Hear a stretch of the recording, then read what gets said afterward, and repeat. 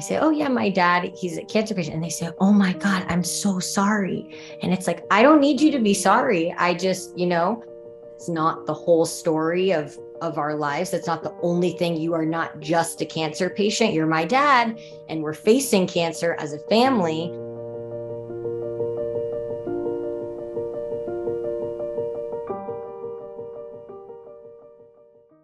Hello, and welcome to Cancer Friends.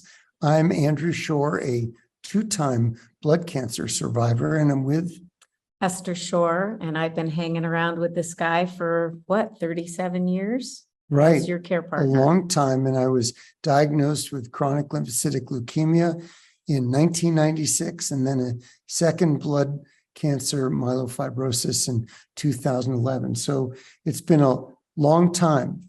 And so we are recording some segments for you for the patient story on coping and overcoming the uncertainty of living with a cancer diagnosis. And so in each segment, we're talking about different issues. But in this one, we want to talk about what comes up for people as you cope with the diagnosis. And that is, who do you tell? And before that, we need to say that we also recognize that it's not just the patient who is coping with uncertainty, but when there's a cancer diagnosis, the family and people who love the patient are also uncertain about what the future holds. We have the opportunity for one of our three children to join us, and that is our 29-year-old daughter, Ruth Schorr, who joins us. So Ruthie, join us. And I should say, Hey. Ruthie Menaker now. She's married. I have to get used to that. She's recently married. Ruthie, thanks for being with us. When I was diagnosed in 1996 with chronic lymphocytic leukemia, you were what? 3. 3 years old. So you have no recollection of that. Nope. Okay. But time went on. And so what did you know about Daddy having a serious illness? I mean, I think it kind of started, there was a period where real uncertainty was kind of during a time where I wasn't fully processing what was going in the situation. So during your watch and wait period before you went to treatment. But then when you did, there was a lot of dynamics, I think, outside of you actually being sick that impacted my view on what was happening. So you were leaving to go to MD Anderson. Mom went with you. There was a lot of movement. And I think that's when I started to kind of feel like something was going on. But I was pretty young at the time, so I don't remember a lot of the granular details, but I knew something was going on. And I think as you continued to get treatment and other things, and you came back to Seattle and other things happened, it became more evident that this was going to be an ongoing part of our life and wasn't for necessarily a finite amount of time. Do you remember at all, Ruthie, there was a lot of uncertainty as we're talking about just for the family and what was going to happen to Dad next. As you were growing up, do you remember, what you were thinking about that, if at all, about the impact on what might be happening for you and for your siblings? Yeah, I mean, I think the biggest thing, the probably biggest notice was there had been things that were just not possible for us to do when Dad was going through treatment and when we were kind of adjusting to family life. So I think in terms of uncertainty as a kid, the main kind of question was, when is Dad going to be around to do this stuff? Is Dad going to be around to do this stuff? As I got older, after you were in clinical trials, I'm going to have my bat mitzvah. Is my dad going to be at my bat mitzvah? I'm going to go away to summer camp. Is something bad going to happen when I'm gone? But I will say, I think part of it was impacted by the fact that I really grew up with it. It's hard to think about memories pre this happening because I was just simply so young. Mm-hmm. So let me ask you about this. So we lived on a place called Mercer Island, Washington, 22,000 people. Sort of everybody knows everybody. Mm-hmm. You went to elementary school, middle school, high school. And so you had a lot of friends who knew us, and maybe some of them who knew your dad had cancer. Yeah. Did it come up and people the C word is a scary word. Yeah, I mean, I think I have, because of this fact that it's been so present in my life for so long, I think there's kind of always been this edge to it that as much as cancer has been a taboo word or scary, it's been ever present in our lives. So the way that I've kind of approached it, and I think with my friends, how they've interacted with it, I mean, since the time that you were diagnosed until now, I've sadly had many friends who've had parents, grandparents that have been sick, that have been lost. There's a wide range of experiences that have happened to people kind of about cancer, or, you know, cancer impacting their lives and their family. And I almost think the fact that we all, you especially, and me in conjunction in the discussions we had as a family, really made it less of a kind of taboo topic to talk about with my friends. I think everyone was very aware that it was happening, but the kind of conversations around it were, my dad has cancer, but this is a chronic condition. And I think that was kind of adjustment in my mindset of, although I was feeling the uncertainty of it, I felt like I could, I had just been living with it. Like by the time I was having these conversations, it was such a kind of active part in my life. Secondarily to that, when you were diagnosed with a secondary cancer, it was my first year away at college. I would say that experience in my young adulthood was much more rattling than what I remember of the early times of uncertainty in your cancer journey, because I think I was old enough to understand all the implications and uncertainty of that specific condition, which I knew nothing about, even though I knew all about the cancer that you had had at that point for 15 years. But I think I was living far away. I didn't really understand it quite as much. And I think that uncertainty at that point in time was much more startling. Personally, I think that's kind of how I see it in terms of evolving. So Ruth, you said it was rattling. Yeah. So what did that look like for you? I mean, what helped you during that period? You know, I'd hope it was communication with us, but what are the ways that you were dealing with that? Yeah, I mean, I think definitely the first kind of piece of it was that I always appreciated, especially at that point when I was, you know, a young adult, is that we did just have an open line of communication about it. And I think, Dad, when you were first diagnosed, it was all of us had the uncertainty because we weren't super familiar with this specific condition. But something that brought me some peace was that, you know, knowledge is the best medicine of all. And I think that when you learn about something more, it becomes a little less startling, because you say, okay, this, I can understand this mechanism. I can understand why this happens.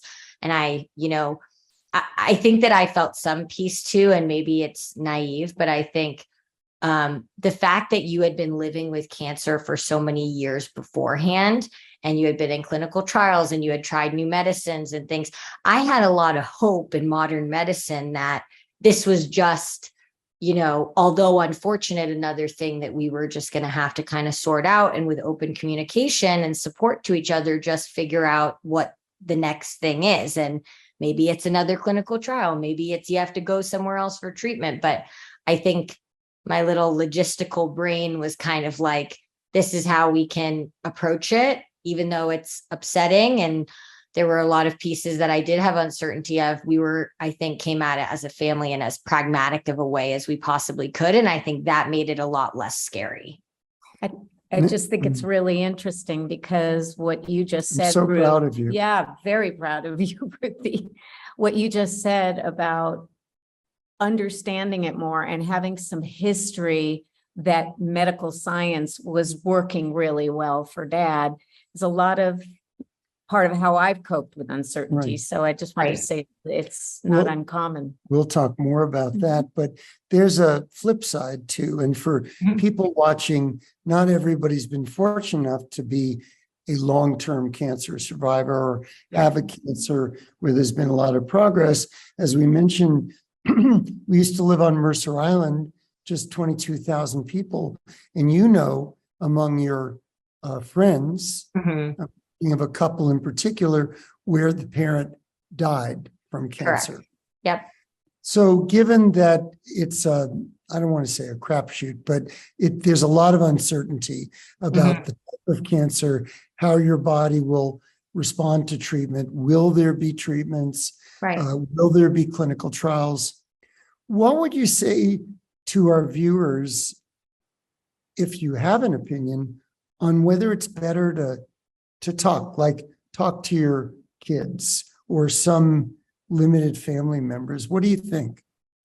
I mean, I feel like you just spoke to the fact we grew up in an incredibly tight-knit community.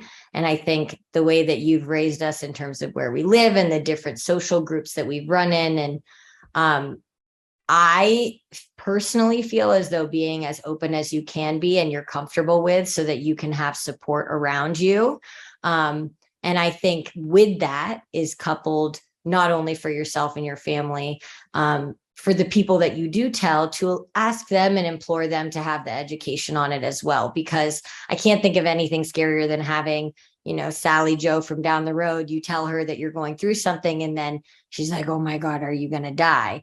And the question is, I don't know. I don't know how this is all going to play out, but having someone in your ear, saying that maybe doesn't understand the situation or the complexities of it, I think can really sow a lot of fear. I think the other side of the spectrum of that is getting people in your corner who do deeply understand what's going on and are as aware as you are comfortable with them being, so they can support you fully.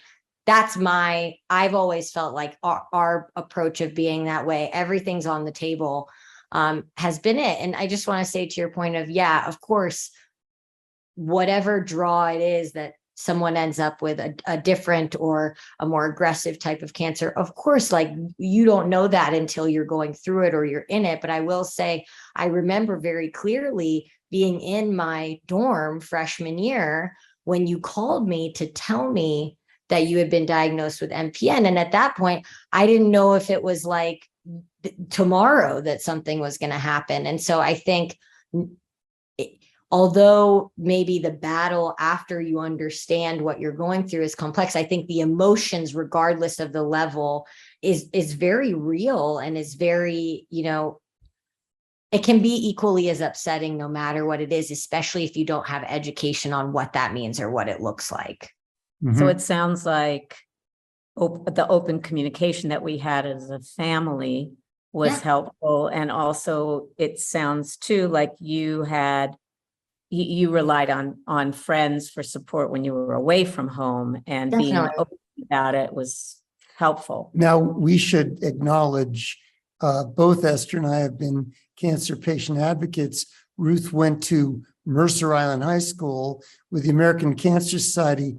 They had a cancer event around the track and the kids camping out and raising money each year. Ruth did it, and I was the survivor speaker, I think, a couple of times. So everybody at the high school knew.